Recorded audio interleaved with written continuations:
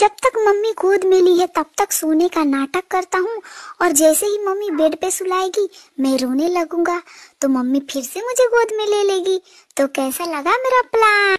जब तक मम्मी गोद में ली है तब तक सोने का नाटक करता हूँ और जैसे ही मम्मी बेड पे सुलाएगी मैं रोने लगूंगा तो मम्मी फिर से मुझे गोद में ले लेगी।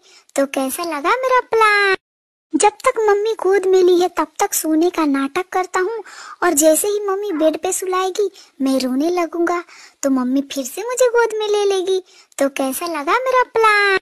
जब तक मम्मी गोद में ली है तब तक सोने का नाटक करता हूँ और जैसे ही मम्मी बेड पे सुलाएगी मैं रोने लगूंगा तो मम्मी फिर से मुझे गोद में ले लेगी। तो कैसा लगा मेरा प्लान?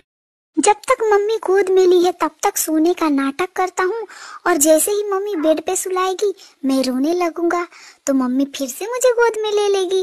तो कैसा लगा मेरा प्लान?